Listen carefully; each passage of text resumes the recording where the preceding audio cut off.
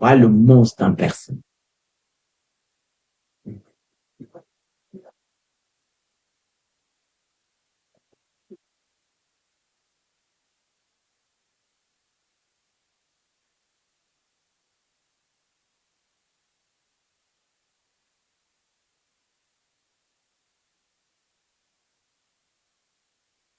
J'ai demandé qu'on peut envoyer Paul Bion pour envoyer Ngongo. J'ai dit la photo qui arrive en même. Qu'est-ce que moi j'ai choisi? Ma bouche veut s'ouvrir, je vais parler pour tout ce que je vois devant moi, je vais parler. Ce que vous m'envoyez là comme photo, je vais parler. Non. Laissez Paul Nyasime qui était là, non. Ah, si.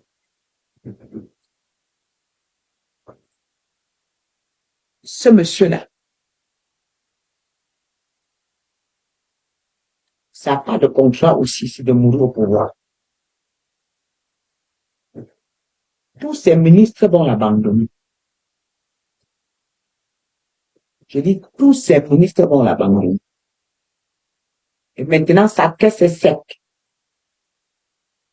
Sa caisse est sec. Donc, là où l'argent entrait, à ce moment, il s'embrouille déjà. Il commence à toucher la caisse des hommes d'affaires et ça crée des problèmes. C'est ce que je vois. Il est en train de voler l'argent dans les banques pour laisser les banquiers dans les problèmes. Je le vois en train de voler l'argent des banquiers.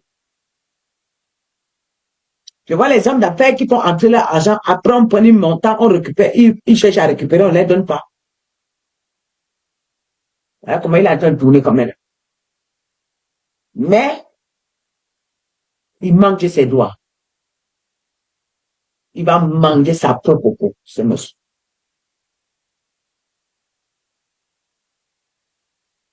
C'est pour le soulèvement que le monsieur s'y partira. Il ne partira jamais de lui-même, par le soulèvement.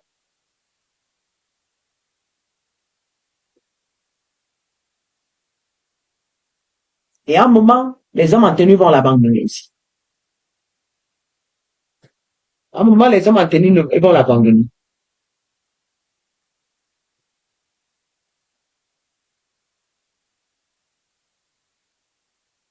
Les hommes en tenue vont l'abandonner aussi. Lui, la formation.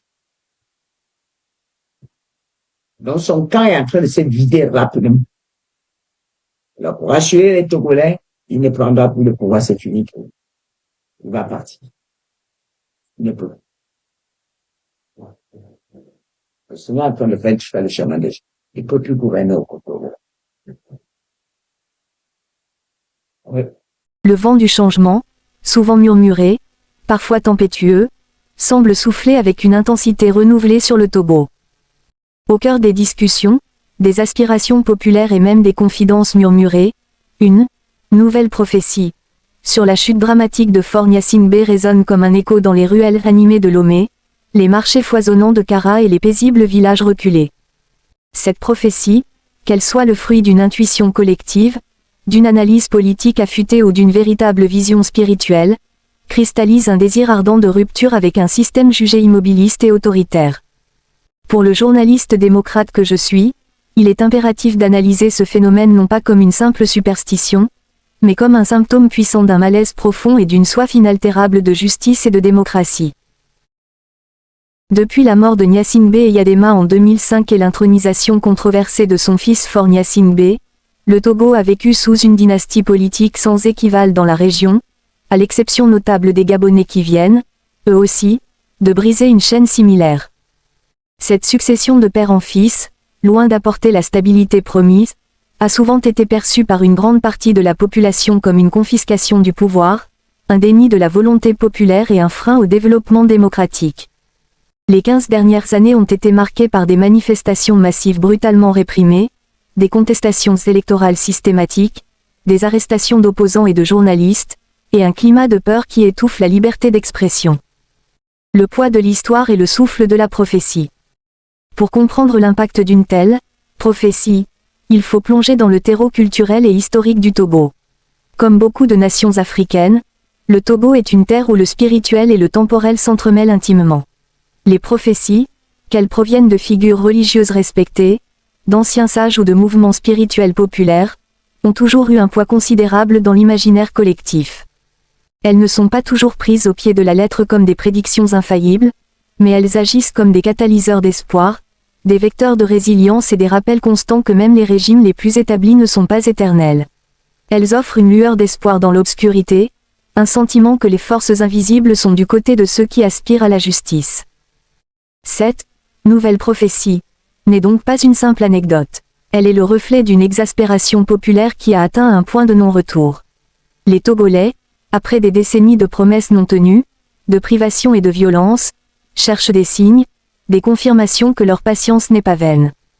Quand les canaux traditionnels de l'expression politique sont obstrués, quand les urnes sont contestées, quand la rue est réprimée, le peuple se tourne parfois vers d'autres formes de résistance, y compris symboliques et spirituelles.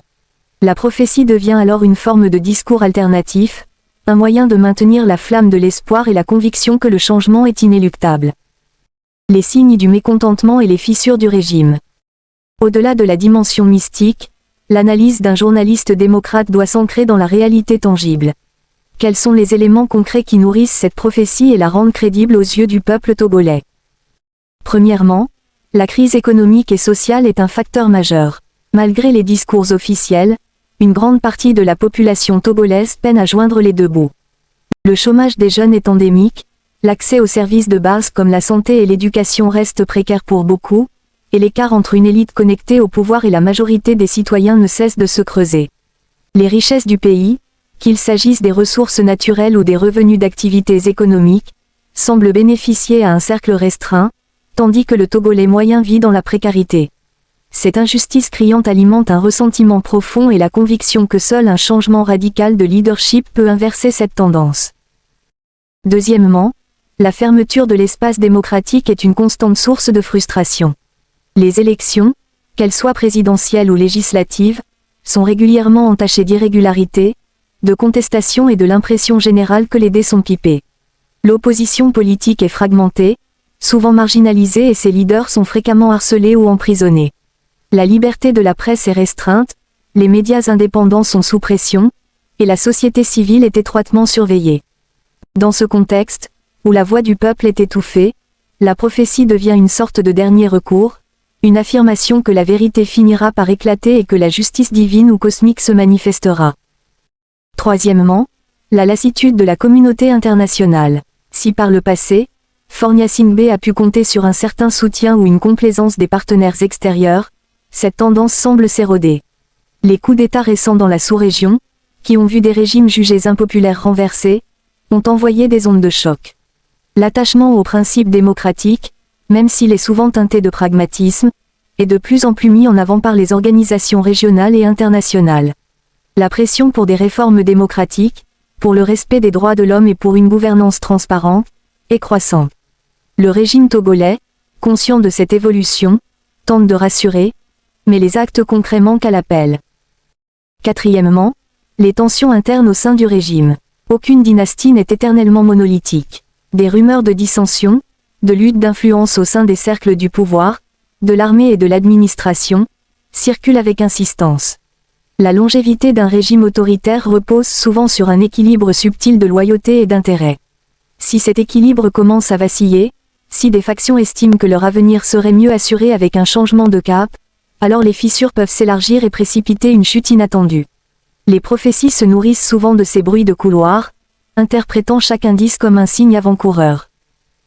Le modèle burkinabé et nigérien, un précédent inquiétant pour le régime. L'actualité régionale récente, notamment au Burkina Faso, au Mali et au Niger, offre un prisme intéressant à travers lequel analyser la situation togolaise. Ces pays ont connu des coups d'État militaires qui, bien que remettant en question les processus démocratiques, ont été parfois accueillis par une partie de la population comme une libération face à des régimes jugés corrompus, inefficaces ou trop complaisants avec les anciennes puissances coloniales. Dans ces contextes, la jeunesse, en particulier, a exprimé une frustration profonde envers les élites politiques en place, perçues comme déconnectées des réalités du peuple. Au Togo, une telle dynamique n'est pas absente. La jeunesse togolaise, connectée au monde via les réseaux sociaux, est consciente des changements qui s'opèrent ailleurs et aspire elle aussi à une plus grande dignité, à des opportunités et à une gouvernance plus juste. L'émergence d'une prophétie de chute dans ce contexte régional n'est donc pas anodine. Elle peut être interprétée comme un avertissement, un miroir des attentes populaires qui, si elles ne sont pas entendues, pourraient se traduire par des mouvements de contestation d'une ampleur imprévisible. Le régime togolais, en observant ce qui s'est passé chez ses voisins, devrait tirer les leçons de l'histoire et comprendre que la pérennité du pouvoir ne peut plus reposer uniquement sur la force ou l'héritage, mais doit s'ancrer dans une légitimité populaire renouvelée et un engagement sincère envers la démocratie. Le rôle du journaliste démocrate, décrypter, informer, appeler au débat. En tant que journaliste démocrate, mon rôle n'est pas de valider ou d'invalider une prophétie, mais d'en décrypter les racines, d'en analyser les implications et d'en mesurer le poids dans le débat public. Cette nouvelle prophétie est, avant tout, un cri d'alarme, une expression symbolique d'un peuple fatigué et aspirant à un avenir meilleur. Il est de notre devoir d'informer sans complaisance sur la réalité togolaise, les défis économiques, les atteintes aux libertés, le courage de ceux qui luttent pour la démocratie. Il est également crucial d'encourager un débat ouvert et serein sur l'avenir du Togo, un débat qui inclut toutes les voix, même celles qui sont généralement réduites au silence. La chute dramatique d'un régime ne doit pas nécessairement passer par la violence ou l'instabilité. Dans une démocratie véritable, elle passe par les urnes, par le respect des constitutions, par l'alternance pacifique du pouvoir. C'est le chemin que le Togo est appelé à emprunter. Les prophéties, si elles servent à galvaniser l'espoir, doivent aussi nous rappeler la responsabilité de chaque citoyen à œuvrer pour un changement positif et démocratique. Les voies du changement, pacifiques, démocratiques et inclusives. Plutôt que d'attendre une chute, dramatique, au sens violent du terme, l'heure est à la réflexion sur les moyens pacifiques et démocratiques de construire un avenir nouveau pour le Togo. Cela passe par de l'opposition politique, une opposition unie, crédible et stratégique est essentielle pour offrir une alternative viable et rassurer les Togolais sur la capacité de l'après-fort à gouverner. La pression de la société civile, les organisations de la société civile, les associations de droits de l'homme, les syndicats et les mouvements de jeunes ont un rôle crucial à jouer pour maintenir la pression sur le régime, documenter les abus et sensibiliser l'opinion publique nationale et internationale. L'engagement des partenaires internationaux, les pays amis et les organisations régionales et internationales doivent continuer à exiger des réformes démocratiques concrètes, à dénoncer les atteintes aux droits de l'homme et à soutenir les initiatives de dialogue inclusif. La sensibilisation et l'éducation civique, il est fondamental de continuer à éduquer les citoyens sur leurs droits et devoirs démocratiques, à les encourager à participer activement à la vie politique et à ne pas céder à la peur ou à la résignation. Un dialogue national sincère, un véritable dialogue, sans exclusion ni tabou, entre le pouvoir, l'opposition et la société civile, est indispensable pour discuter des réformes institutionnelles, électorales et constitutionnelles nécessaires pour garantir une transition pacifique et démocratique. Conclusion.